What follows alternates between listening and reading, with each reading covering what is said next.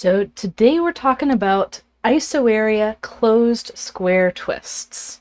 So there's three descriptors there in front of the twist: Isoarea, closed, and square. So let's start with the two that are more familiar: closed, square. And I'm going to show how to set up the closed square and then turn it into an Isoarea twist first. Then I'll go through some examples and finally fold a demo piece on a larger grid. So diving into the closed square, I've got my four mountain folds all coming to the same point, and I'm rotating around that point so the valleys are rotationally around the mountain on each side. And I'm going to squash this, smoothing out to the corners from the center. And good morning, Nancy. And what I want to demonstrate with this is that you don't want to jump straight into folding the Isoarea closed square on a grid without diagonals. In fact, it's going to be much easier if your grid already has diagonals. Now, a trick for unfolding the closed square is you can fold it in half, and then it's actually rigidly unfoldable instead of trying to directly pull on it, which will stress the paper. So if you are going through and pre-creasing all of these lines for your Isoarea closed squares, that's what I would recommend. Just do a closed square and then reverse the folds later. So to get this thing to be Isoarea, first, I keep using this word Isoarea. What does it mean? It means same on both sides. So right now, we've got mountain folds coming in on all four sides, and I'm just drawing two of them. But what we want in the end is actually mountain on two sides, and I'm going to use dashed blue for valley. And so on those mountain sides, the valleys that we saw with the original rotation stay the same. With the ones that switch to valley, then we end up changing those mountains, or sorry, the valleys associated with the originally mountains into mountains themselves. So one thing to notice here is that all we've done is taken two of these pleats and switched their mountain valley assignments. So now, when we go to fold this, we will have kind of two levels. We will have a top level on opposite corners, and we will have bottom levels on the other two corners. And you can see how there's this kind of guide fold that is really helpful in getting our twist closed. And this is corresponding to the fold that I made in the middle of the closed square to get it to be rigidly foldable. And this actually feels pretty rigidly foldable itself. So we've got our twist, and I'm smoothing things out so they stay flat. And flipping over, we see the same kind of two layers on top, two layers on the bottom. And I've got some extra pen marks because this grid was originally used as a demo for something else.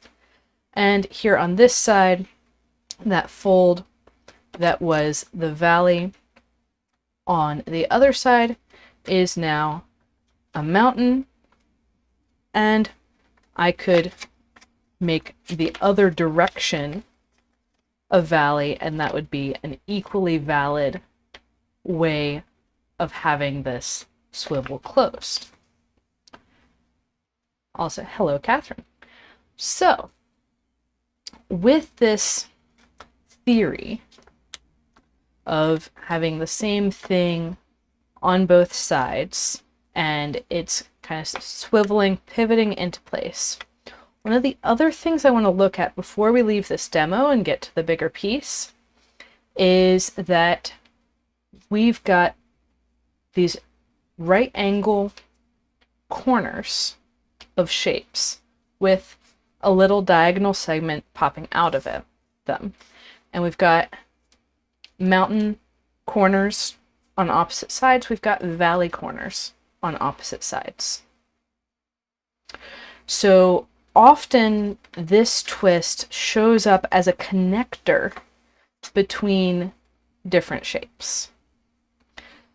And so it's kind of trippy. Is the bigger shape the twist? Is the little shape the twist? It's kind of in between. You can treat it both ways. If you're doing your tessellation without diagonals on the grid, you can arrange it so that this small bit is a grid square, in which case you need to pre-crease the bigger shapes. Or you can arrange it like we did here, where the smaller shape is on the diagonals and you need to pre-crease it, but not the bigger shapes. Or you can just add your diagonals to the grid and avoid the whole problem.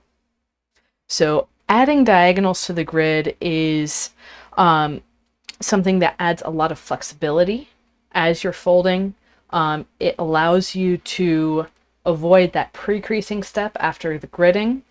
And in general, I much prefer having those diagonals, having that flexibility to change my mind if I want to about what the pattern is going to be. So let's go into some examples, and I'll zoom out a bit.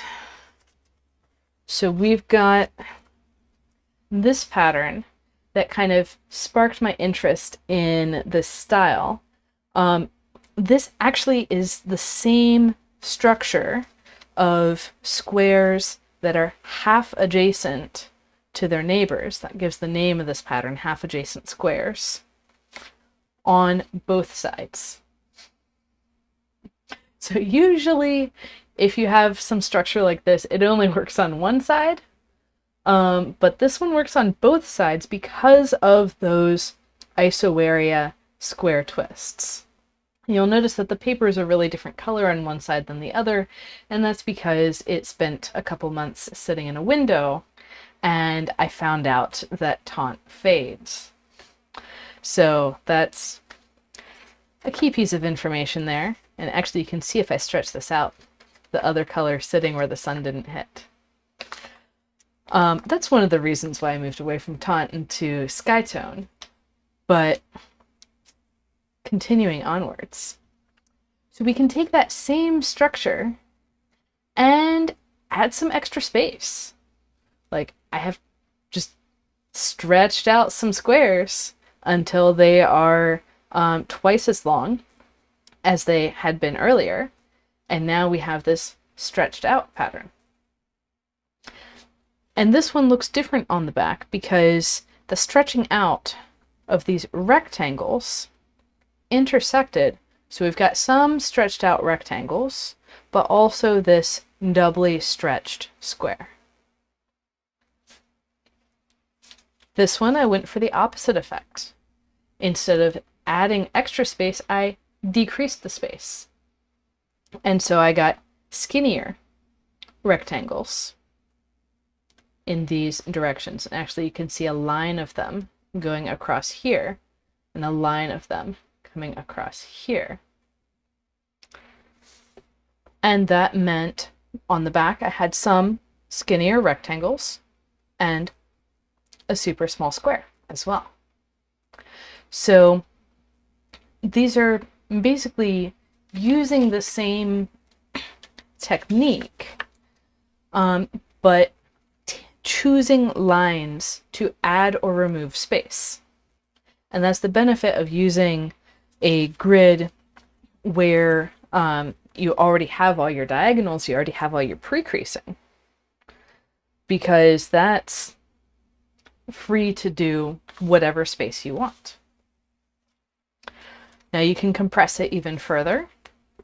And this one is actually back to being the same on both sides. So I've got these lines of closed squares and then the lines of rectangles past them. And I could do all closed, but I chose to have these alternating lines of no extra space, some extra space, no extra space, some extra space. And to answer your question, Nancy, this is a single diagonal grid, although today I will be working on a double diagonal grid. It really varies like what orientation you want to have your stuff in. The pink one was also single diagonal, and the orange is kind of hard to define because it's on a rotated grid, but depending on which direction you choose as the main axes, well, it's going to be really hard to say looking at it in the end. But either way you work with it, you're going to get some good result. The other thing is that the closed square twist is not the only one that you can do this trick of changing the pleats on. You can also do that with an open square. So here I've got the open square twist that has two of the pleats flipped. So we zoom in there. And this you do need to pre-crease because you're not going to get those open square boundaries when you just have a diagonal grid. So here I have a section where I'm using the closed Isoarea square twist, and then I have these sections where I'm using the open ones. So all kinds of things that you can do with this idea of changing a few pleats to make things the same on both sides. And so today we're going to be working with I'm going to be working with a 24-fold double diagonal square grid. So that means there's 24 divisions from edge to edge with the squares, and then each grid square has 2 diagonals running through it. And that's going to mean that our Isoarea twists, oh, thanks, Nancy. Our Isoarea twists are actually going to be lined up with, and I want to make sure that I'm saying this right, they're going to be lined up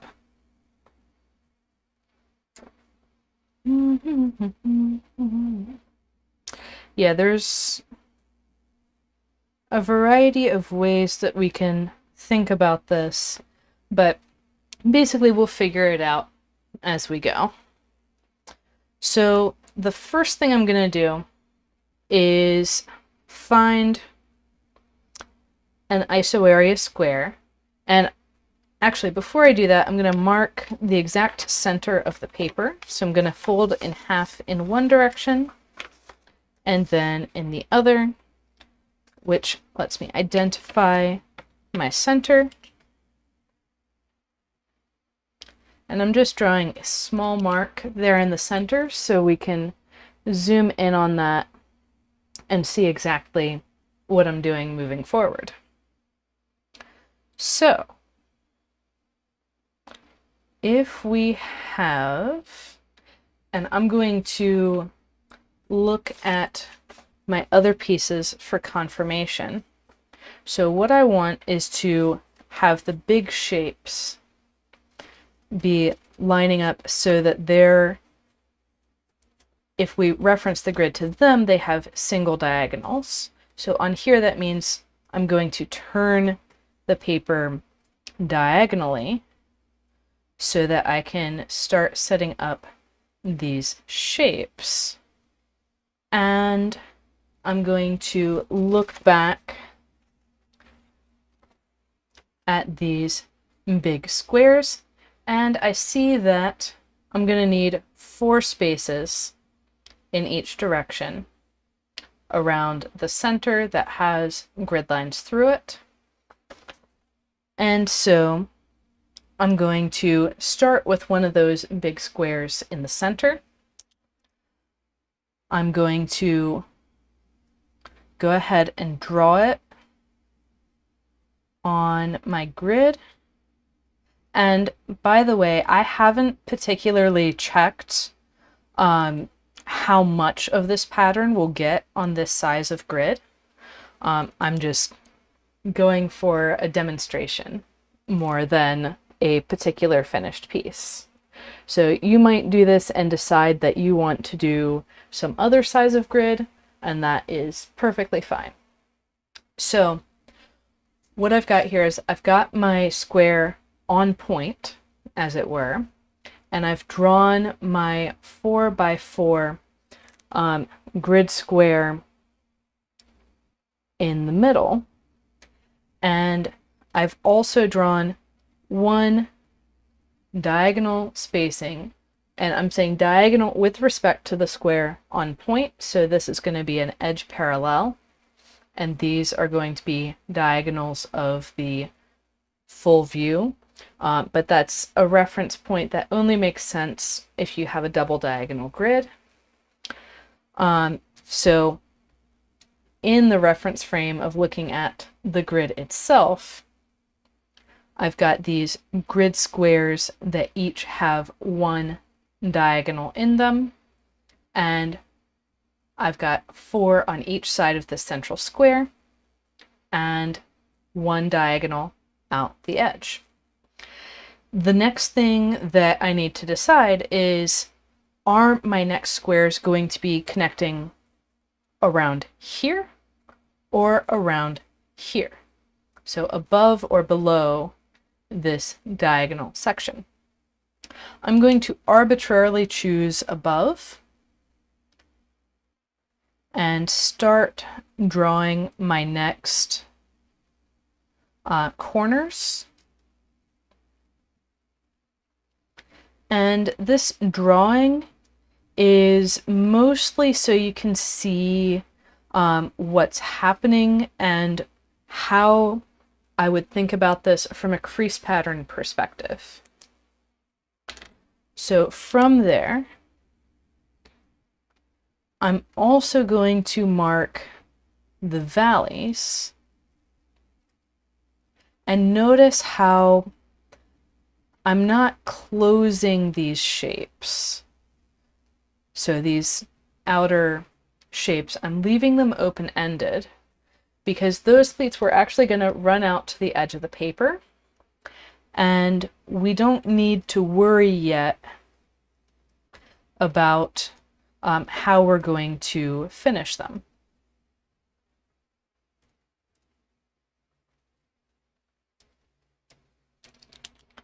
Okay.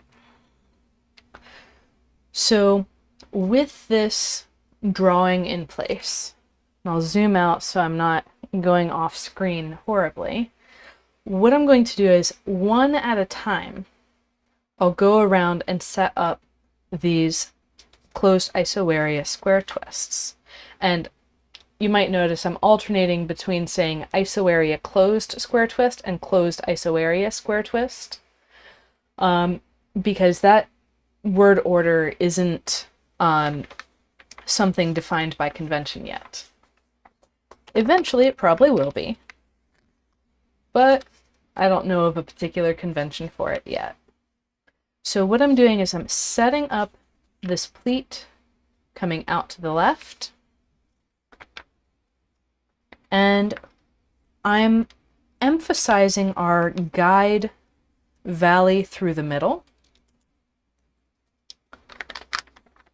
so that when I bring up the pleat coming to the bottom, when I bring up the pleat going to the top, things are kind of wanting to swivel around, wanting to have my pleat to the right show up. And so once those pleats are in place, it's a matter of pushing everything in to the center. This is one of the smoothest collapses of any twist that you will see.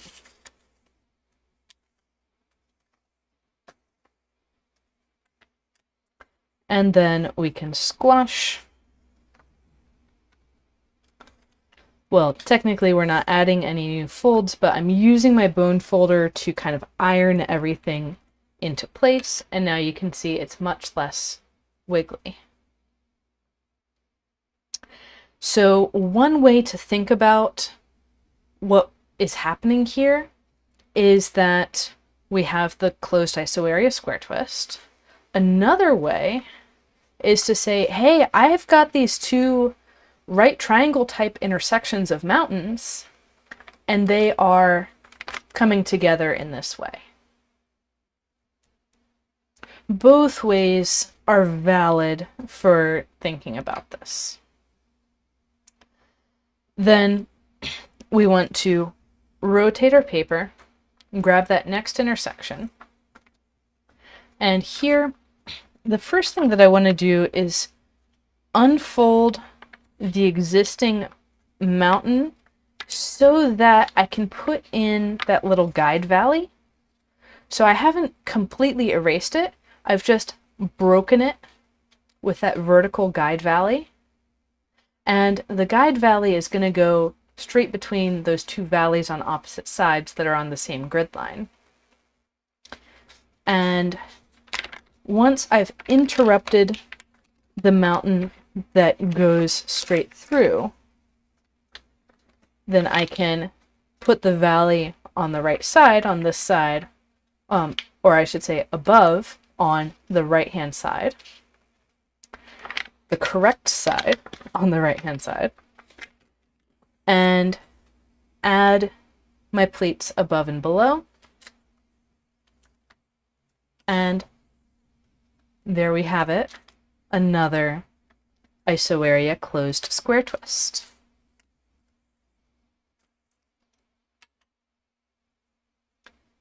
And so now we have two. I'm gonna come around to do the third one, and I'm gonna do it in exactly the same way, where I'm opening the horizontal mountain to interrupt it with the guide valley, bringing up the pleat down below, bringing up the pleat above, and you might say, hold on a sec, you're causing a pleat overlap up there.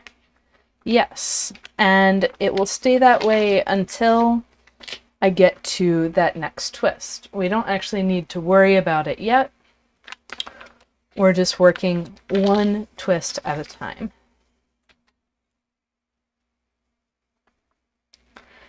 And to give you time to think about this before I do that next twist, I'd like to see some comments in the chat. Do you want to proceed with the tessellation as planned, or would you like to see what happens if I condense the spacing on each side? So, continuing on for the final twist of those four that we had drawn in, I'm going to open the pleat overlap, and remember that I'm interrupting that horizontal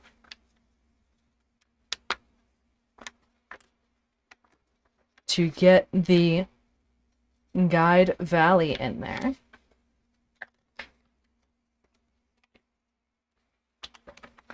And then setting up the rest of the folds. I've already got that vertical pleat going up, and I just needed to move the vertical going down over into the proper location.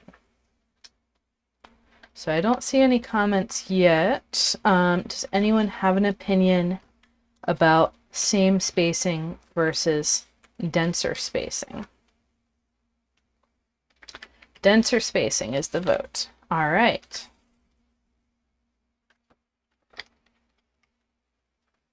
And there might be a bit of a lag between when I say things and when I can see things. So, and that's why I ask in advance. So, we're going to go for the denser spacing. And that means that our next corner is actually going to be right here instead of 2 spaces over. Now, why does it need to shift 2 spaces at a time? That's because it needs to have a diagonal grid line going straight out the corner. And this next spacing over does not have that direction of diagonal.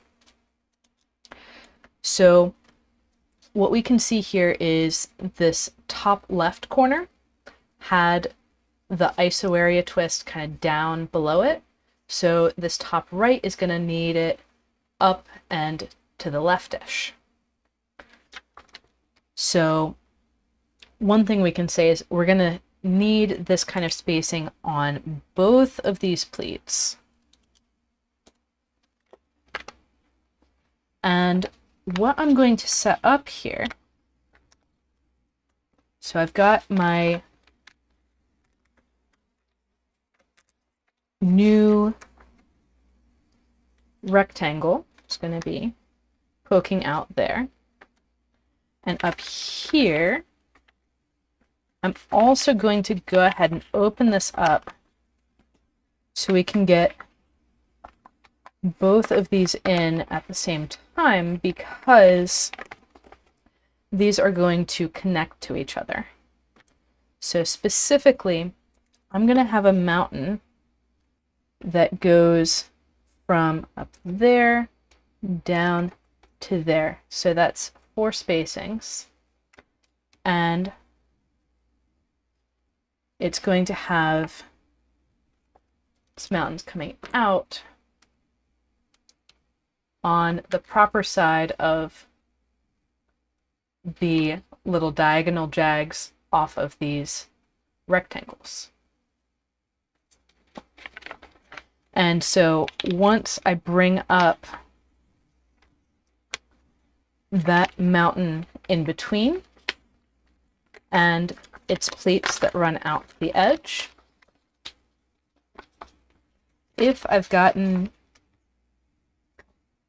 the mountain bits all properly up and to the right locations, because these little diagonal bits are stopping precisely 1 grid spacing out. What was causing me trouble in here is that it was stopping a little early.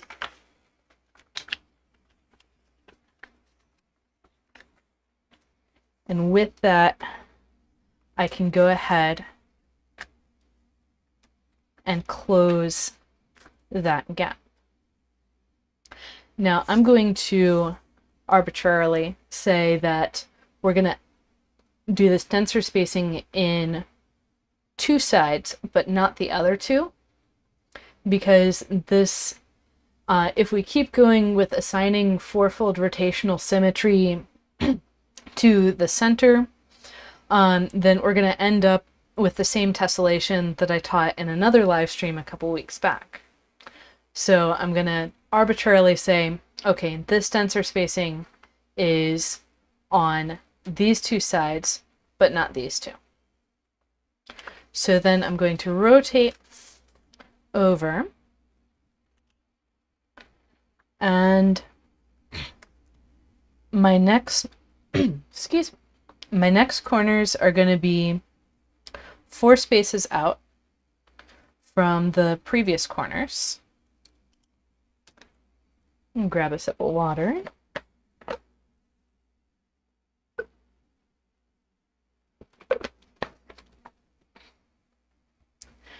And I can see that this corner is going to be further out away from the center than this corner. So if I wanted to pick one to start with and then work my way over, I would be picking this one because we want to work from the outside closer in and avoid basically pleats running through where we have a bunch of layers. So I'm going to show this time how we can do it instead of having both of these at once. We can do it one twist at a time. Now I'm going to recommend doing both at once because then you don't have to undo the pleat, the pleat overlap. But we totally can do first one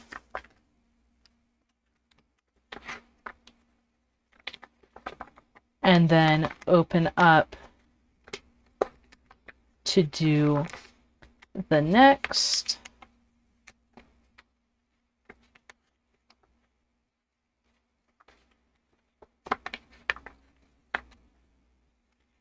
And here it's getting a little bit tricky with which pleat should be overlapping with what. And I'm going to leave that a little bit open up top because I've got the Isoarea-ness in there. And then I know I'm going to need another Isoarea twist on the top side of this rectangle. And one of the things that we're doing with this particular piece is having everything be rotational. We could also pick something to mirror across, and that would have a slightly different effect. So we've got that, and I'm going to rotate, and here we're back to the direction that we're doing skinny. So I'll go for skinny on here, skinny on here. And now I'm going to show more of how I would recommend getting these all in place. So popping this open, I'm going to have that little diagonal coming out. I'm going to bring up that corner that's opposite the existing mountain corner, and this one is going to be kind of up and in. I'm going to set up my pleat that goes down,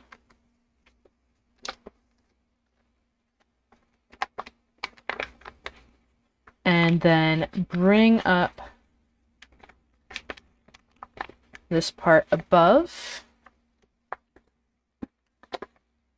And now I can firm up these two Isoarea square twists and then open up the part above. The first thing that I know is that that diagonal has to go out, and then I'm checking the other corners to see what would be rotational before I bring up that next corner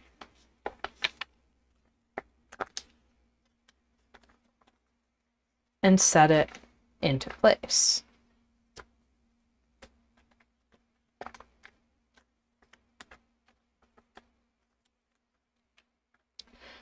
And then from here, I'll rotate to the next direction.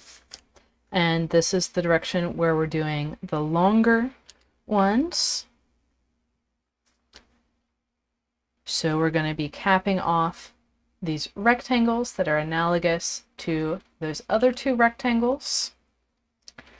And I'll start from the bottom and work my way up, opening it up. I know I need that diagonal, and looking at the other corners to be rotational, I'm going to need the next diagonal up and to the right. Bringing that up, I'm actually going to go ahead and open the next corner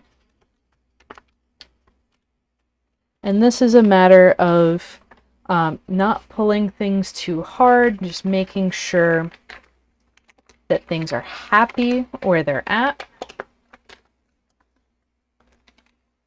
And I'll take a moment when I've got these two to press them down before opening up this pleat overlap above,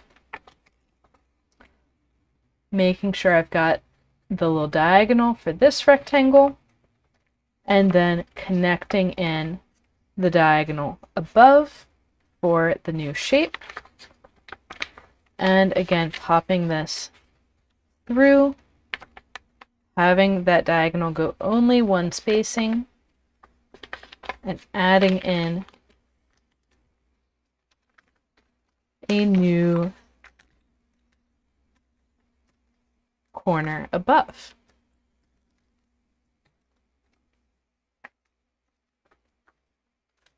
Okay. So what we have right now is some stuff in the center and then a bunch of pleats going out to the edge in 4 different directions. Now, stuff going out to the edge parallel to each other is a condition that I call a tiling break. So at these tiling breaks, we already saw that we can add minimum spacing or spacing more than minimum. So this is a option that we have with every tiling break, wherever we're at in the tessellation. So now what I want to show is, let's take this start and kind of turn it on its head. So I had extra spacing in these directions and less spacing in these directions. Let's reverse that for this next time around. Let's do less spacing in these directions and extra spacing in those. And I have no idea what's going to result from this, but it's going to look cool. So less spacing in this direction, and I'm working from bottom to top. So my corners are going to be 2 spaces out from existing corners. And I'm going to be poking stuff to get it down and in. And I really do need to get both of these 2 Isoarea square twists in place kind of quickly so I can get this new shape into place. And would you look at that? We're going to get one of these little knots. That's cool. And then up here, need to open up, and it's going to be the same thing again, bringing up this new bar.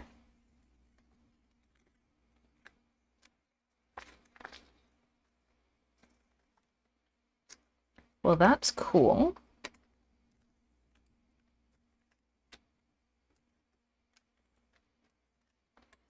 And then I'm going to choose to go around the paper the opposite direction of how I've been going, because we've been going bottom to top and then rotating and jumping to the bottom and going to the top. So I may as well just rotate and continue on up the top, up from bottom to top in the direction that I've been working. And I said this direction we're going to have extra space. So the new corners are going to be 4 spaces away from existing corners. And I'll start from the bottom, work my way up.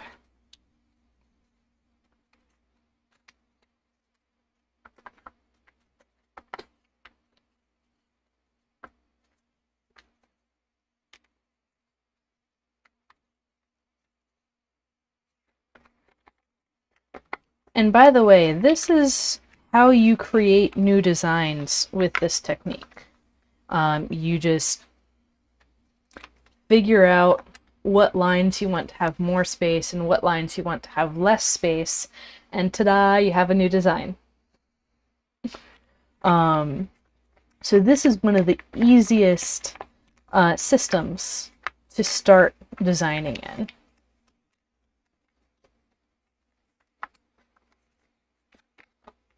And really, there's a lot of other tessellations where you can apply that same idea of using simple twists, just with different spacings between them.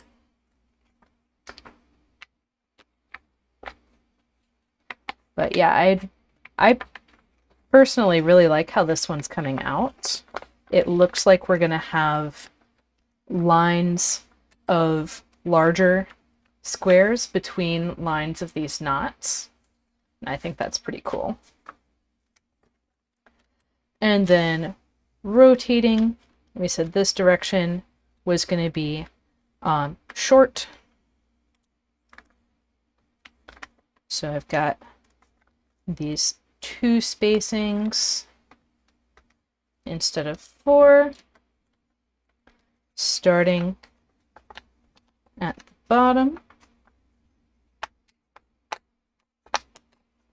And those guide valleys that are interrupting the mountain line that goes all the way through are really crucial for getting everything into place.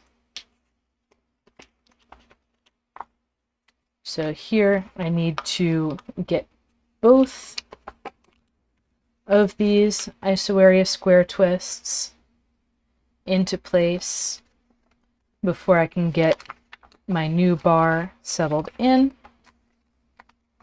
And you'll notice that things are being fussy. That's because this pleat is not being continued.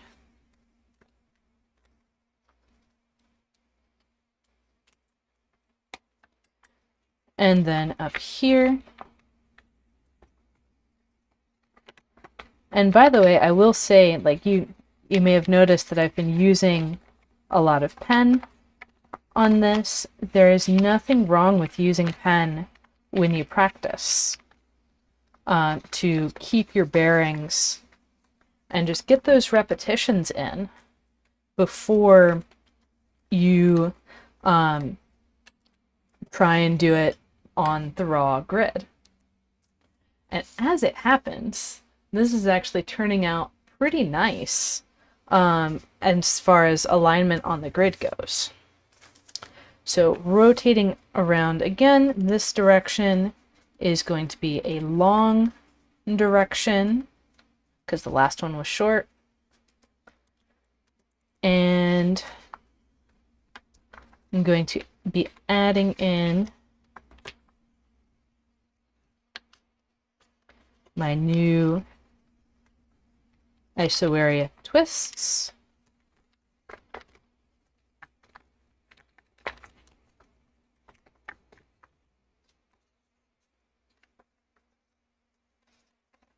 And if something isn't wanting to fold flat, just check in and make sure that everything's on grid lines and that the fold lines are ending at grid intersections.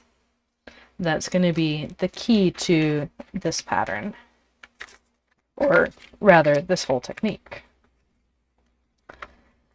and kind of tessellations in general.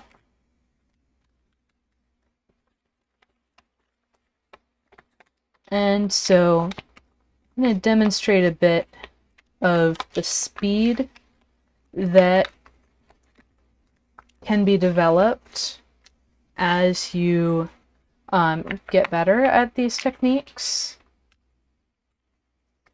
It's not something that will always be like a long slog of struggle.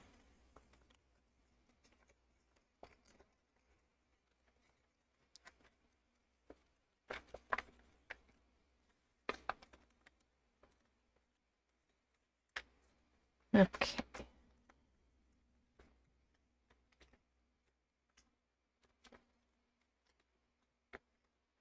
So now it's time to figure out how to make this structure keep repeating. And one of the things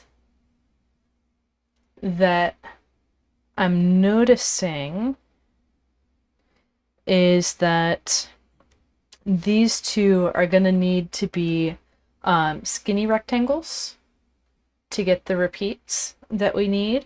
So I'm going to work on this corner first. Well, actually, I mean, I could start here and say, well, I know that these are going to be my skinny rectangles that are elongated in this direction, and that should get me back to these larger squares. So we'll see how that goes. But there's multiple ways, probably, of stating how this works. The main thing is I kind of started out pretty random, and now I'm trying to see, okay, what made it work this way? So I've got this wide, skinny, and it's actually kind of hard to see like which directions this is even operating on. But okay, so we've got wide, wide, skinny, wide. And then it's going to be so wide, wide, wide, skinny, wide, wide. And in the other direction, I've got wide, skinny, wide, skinny, wide. Interesting. Very interesting.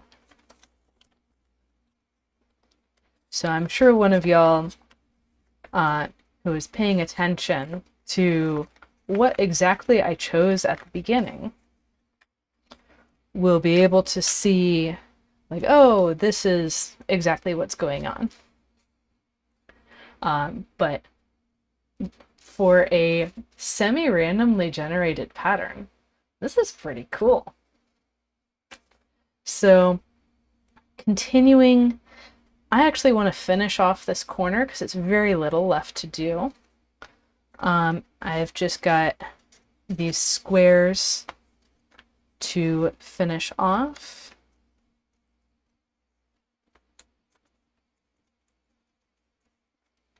And I've got that little corner sticking in there that will go to the next repeat of these, or not. I mean, you could choose to do something different with it. But I'm going to go on to the next corner now. And here I need a skinny direction. Yeah, maybe? No. Okay. So this is going to be the same as one of these. And so, yes, so it needs to be skinny. This is not going to be a big square because it's not in line with them. This is going to be a skinny direction.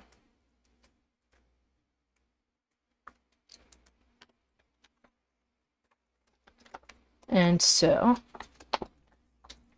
bringing this up, and I've got this little bit down at the corner that I'm going to set up my little tiny Isoarea square to make those layers work out well. And this up here, I'm going to set up as well. And really, I'm working around using the same technique the whole way through, just having more pleats to apply it to on each time around the center.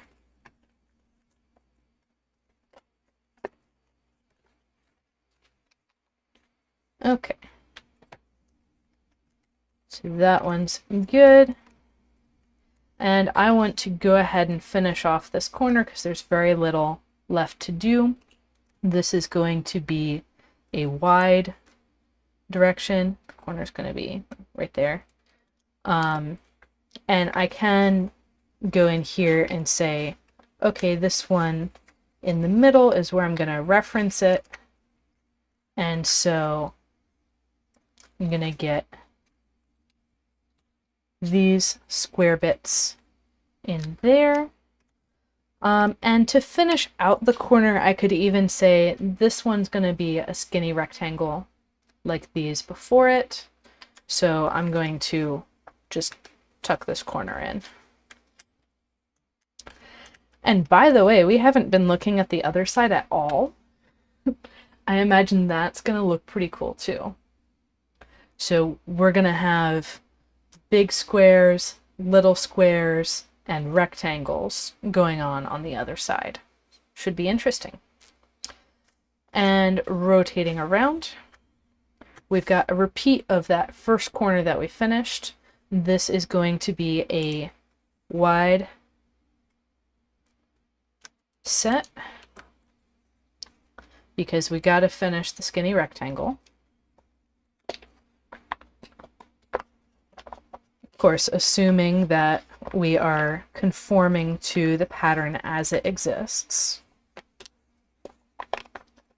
It's always a big assumption because we could do whatever we like, but I kind of like how this pattern is looking. And so I want to make more of it.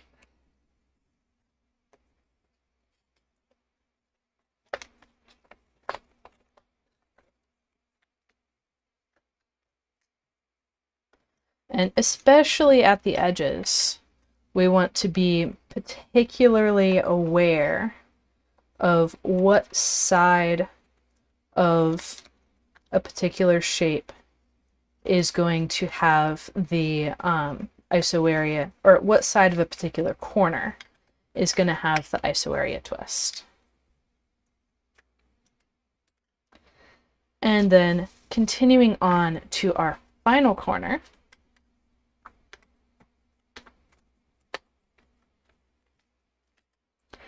this is going to be a skinny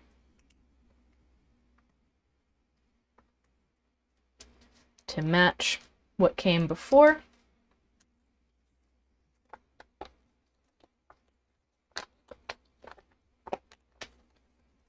And I will say, usually my new designs, because of a live stream, happen before the live stream, not during. But hey, no argument here. And actually that gives us an opportunity for those of you watching live to decide on a name for this tessellation. So please put your suggestions in the chat box.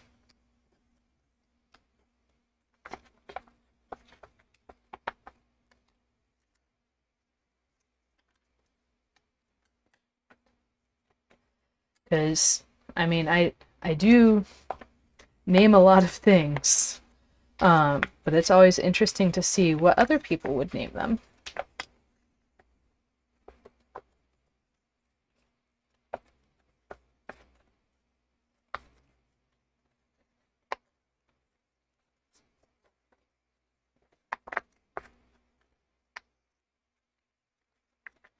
And so we're coming around to the end.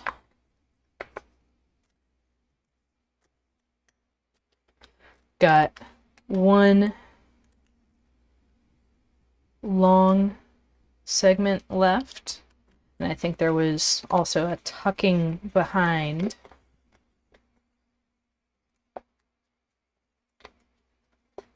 That had to happen.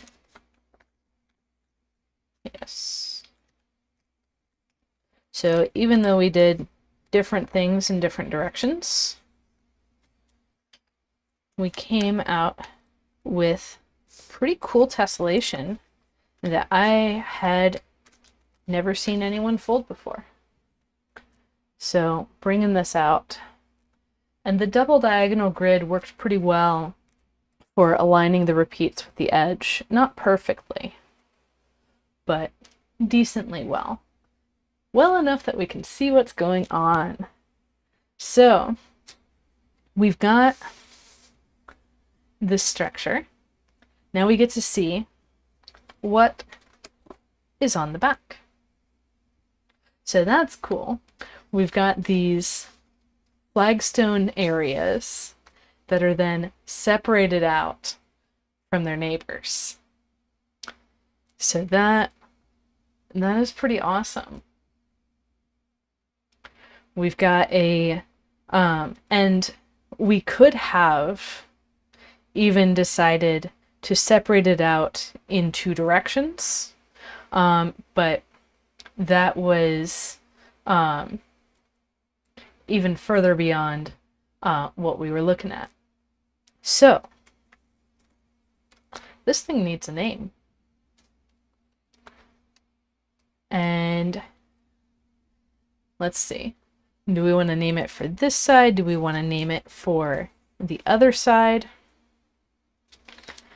This is a difficult choice to make. And then we've got to also name it something that I haven't named my other 300 and however many tessellations, fast approaching 400. So let's see, how about, because this is kind of reminding me of a trellis structure. How about climbing vine? And I'm not seeing activity in the chat, so I'm just going to go with that. What we folded today is climbing vine.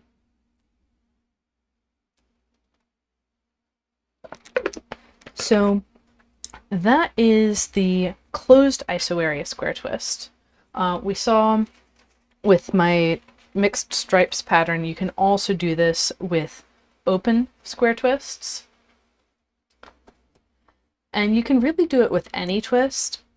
The kind of surprising thing that I'll show right now is that we actually can do an Isoarea closed square twist two different ways.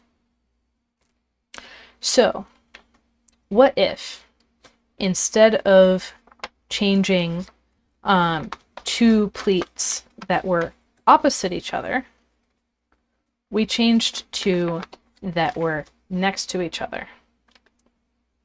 So I've got two mountains here and two valleys, and I'm going to have the same expression on both sides. Kind of trippy.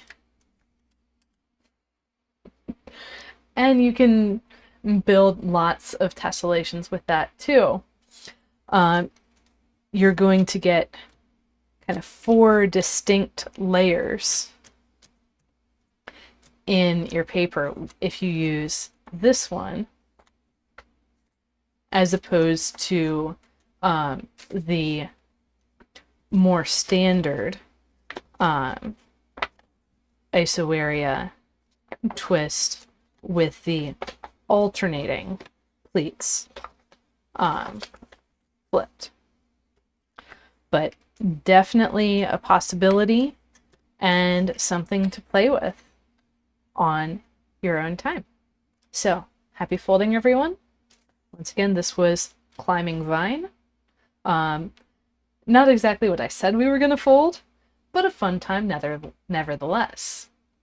So, happy folding, and I will see you next week with closed Isoarea hexagon twists, and those are fun as well, and don't actually need any extra gridding or pre-creasing in any situation, because they're all on grid lines. See you there.